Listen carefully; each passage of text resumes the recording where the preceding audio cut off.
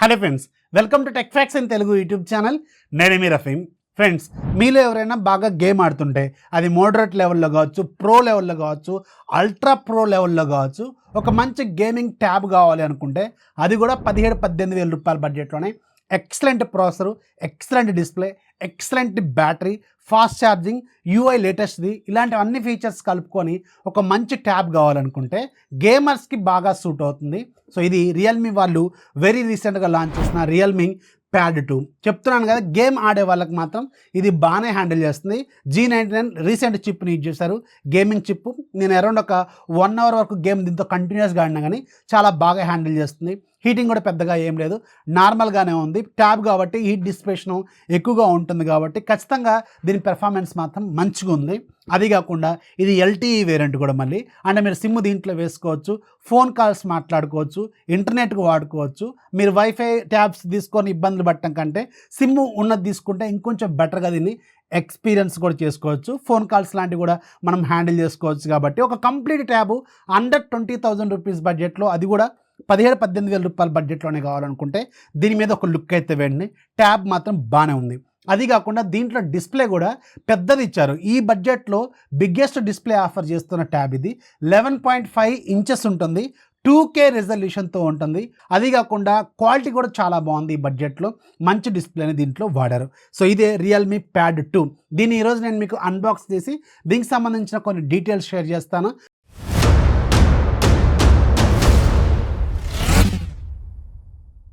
Tab మీద మీకు Realme pad 2 అని ఉంది. డాల్బీ అట్మస్ సపోర్ట్ చేస్తుంది.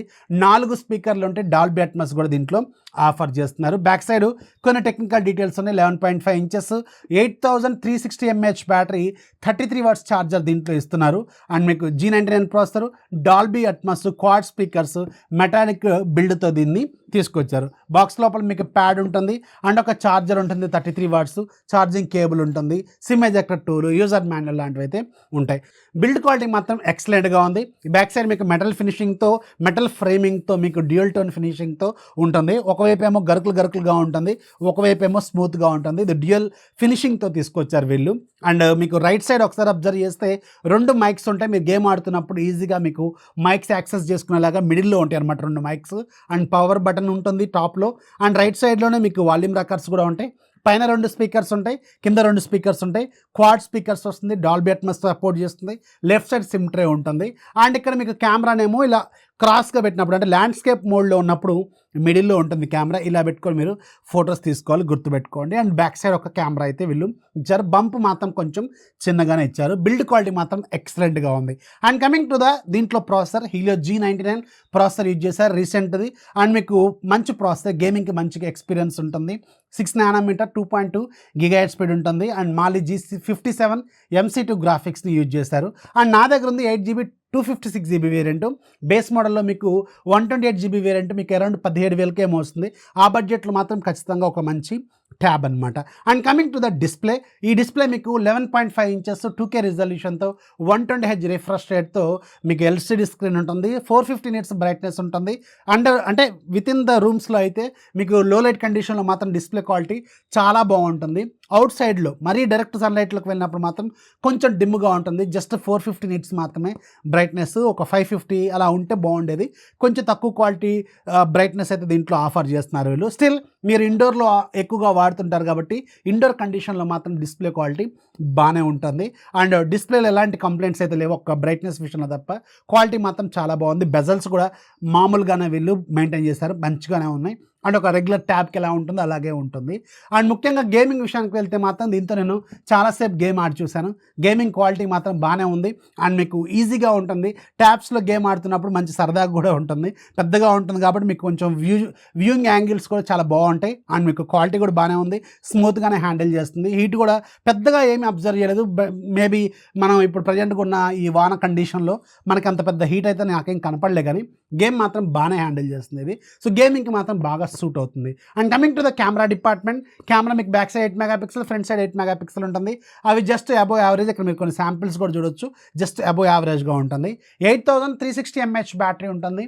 అండ్ 33 వాట్స్ ఛార్జర్ దీంట్లో మనకి సప్లై చేస్తారు. బ్యాటరీ లైఫ్ మాత్రం మస్తు ఉంది, చాలా బాగుంది.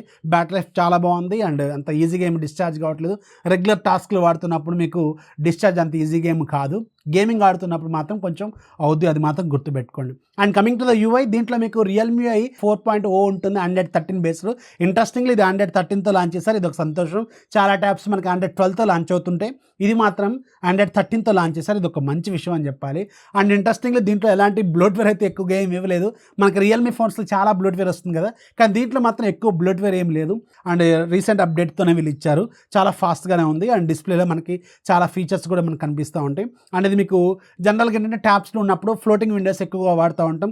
ఫ్లోటింగ్ విండోస్ పెట్టుకోవడం కూడా ఈజీ. మీకు ఇక్కడ ఒక జస్ట్ లైక్ యాపిల్ లాగా మీకు ఒక టాస్క్ బార్ ఉంటుంది, దాని మీద కొన్ని అప్లికేషన్స్ పెట్టుకోవచ్చు. ఇక్కడ మీరు ఐకాన్ లాంగ్ ప్రెస్ చేసి ఫ్లోటింగ్ విండోలోగా పెట్టుకోవచ్చు. ఇలా కొన్ని ఫీచర్స్ అయితే ఉన్నాయి. ముఖ్యంగా ట్యాబ్స్ వాడేవాళ్ళు ఫ్లోటింగ్ విండోస్ మల్టీ టాస్కింగ్ ఎక్కువగా చేస్తూ ఉంటారు, అది మాత్రం చాలా బాగుంది.